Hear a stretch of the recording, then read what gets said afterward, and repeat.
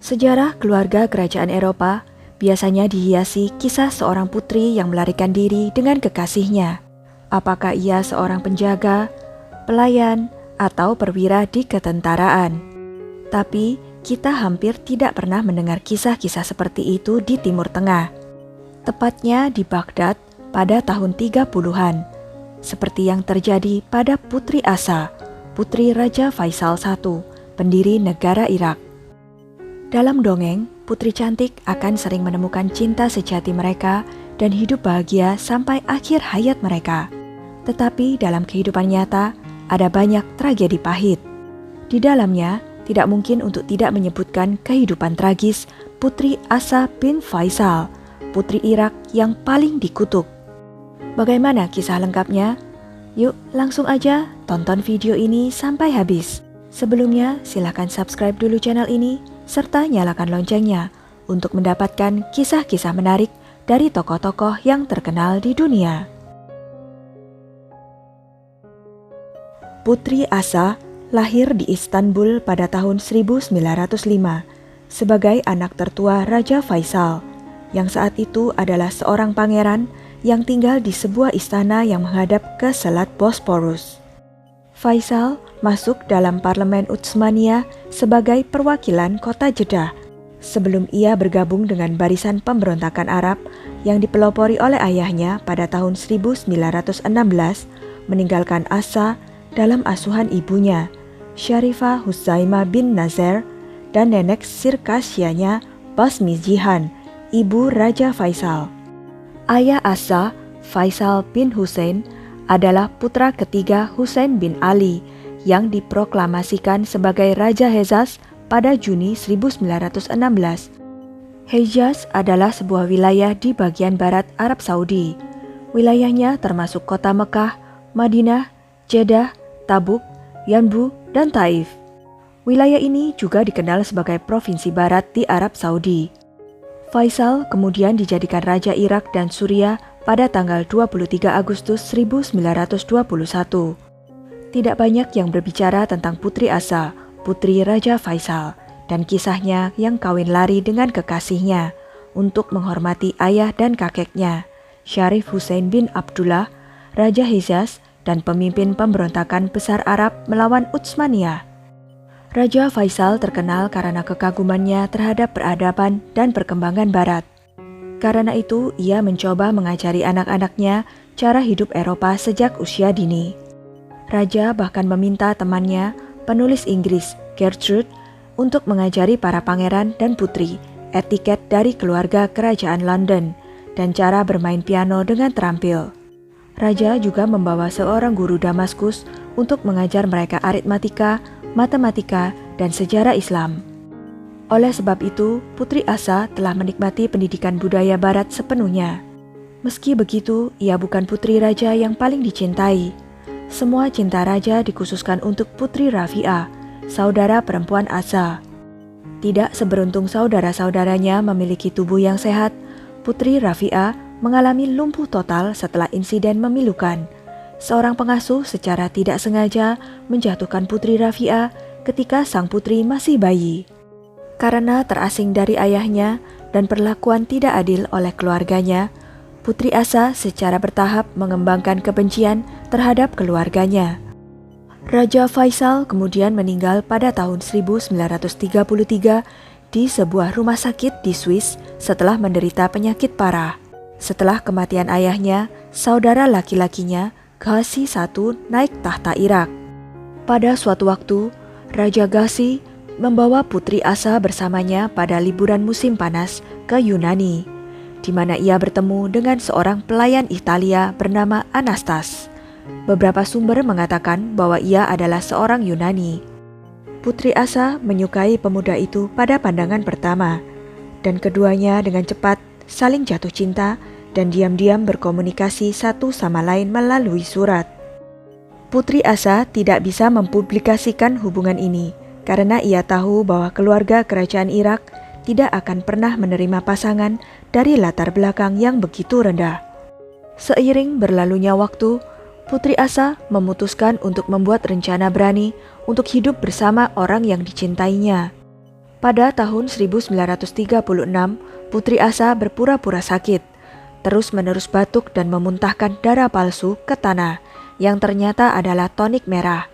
Para dokter istana memeriksanya dan berkata bahwa ia perlu istirahat. Jadi Raja Ghazi memerintahkan agar ia pergi ke Pulau Rhodes bersama saudara perempuannya dan 3 pelayan untuk melayani dan mengawasinya. Namun ketika ia tiba di Rhodes, Putri Asa melarikan diri ke kota Athena, tempat kekasihnya Anastas menunggu. Mereka kemudian menikah diam-diam di Hotel Atlantik setelah Asa meninggalkan agama Islam dan masuk ke agama suaminya. Ia mengubah namanya menjadi Anastasia karena terinspirasi dengan nama suaminya Anastas, serta Grand Duchess Anastasia dari Kekaisaran Rusia, putri bungsu Tsar Nicholas II. Sebelum melarikan diri, Putri Asa meninggalkan surat yang ditulis dalam bahasa Inggris yang mengatakan bahwa ia memutuskan untuk berpisah dari keluarga kerajaan untuk menikahi orang yang ia cintai. Sebab Asa yakin ibu dan saudara-saudaranya tidak akan menerima sang putri menikah dengan pria non-muslim. Istana kerajaan di Baghdad menjadi gempar setelah mendengar berita pelarian sang putri. Sebuah dekret kerajaan dikeluarkan untuk mengusirnya dari keluarga Hashim dan untuk menarik semua gelar dan tunjangan yang telah ia terima dari saudara laki-lakinya, Raja Ghazi.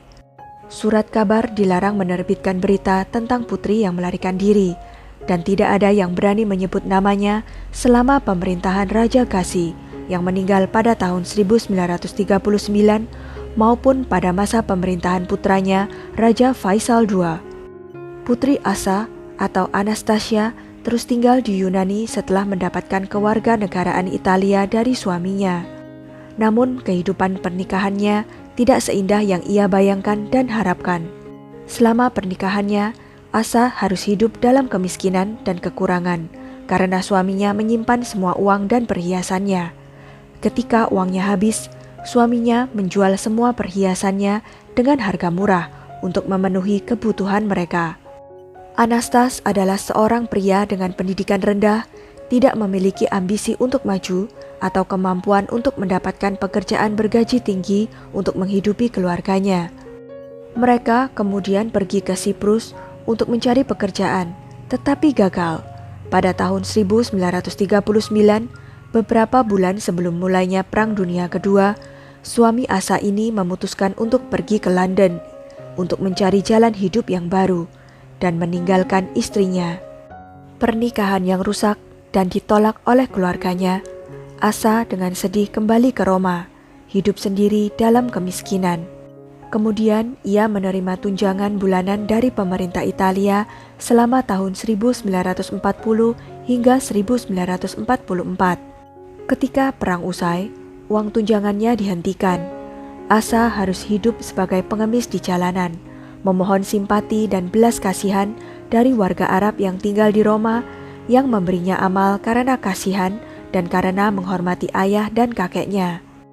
Pada tahun 1945, ketika mengetahui bahwa sepupunya, Pangeran Abdullah, Bupati Tahtar Irak dan putra Raja Ali, berencana mengunjungi London untuk bertemu dengan Perdana Menteri Winston Churchill, Asa pergi ke London dan berdiri di hadapannya dengan pakaian compang-camping, menangis dan meratapi kemalangan yang menimpanya.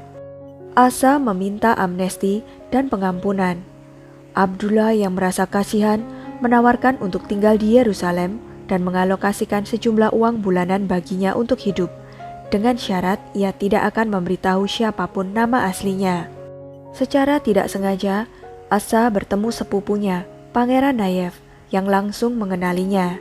Asa memintanya untuk menengahi dengan Raja Abdullah untuk menerimanya di istananya di Aman, dan mengatakan ia menyesali apa yang telah dilakukannya dan ingin kembali ke keluarga Hashim. Raja Abdullah menerima dan mengundangnya untuk tinggal di Aman, jauh dari keluarga kerajaan. Setelah itu, Raja Hussein yang naik tahta Yordania pada tahun 1952 bersimpati dan mengasihani dia, lalu mengembalikan semua haknya yang dicabut sejak 1936. Ketika Asa didiagnosis menderita kanker, Raja Hussein mengirimnya ke London untuk perawatan. Ia kemudian meninggal di salah satu rumah sakit di London pada tahun 1960. Jenazahnya kemudian dibawa kembali ke Yordania untuk dimakamkan di pemakaman keluarga kerajaan. Namun, banyak pangeran dan anggota keluarga kerajaan yang tetap tidak memaafkannya. Dalam memoir yang diterbitkan di London pada tahun 2002, Putri Badia menyatakan bahwa saya merasa sangat malu ketika berbicara tentang kasus Asa. Apa yang ia lakukan adalah aib, tidak hanya terhadap keluarga kerajaan, tetapi juga terhadap kaum bangsawan. Banyak orang berpikir bahwa kesalahan terbesar Putri Asa adalah hatinya yang telah diberikan di tempat yang salah dengan pria yang tidak layak. Karena cinta, ia rela mengorbankan keluarga, kerabat, dan kedudukannya.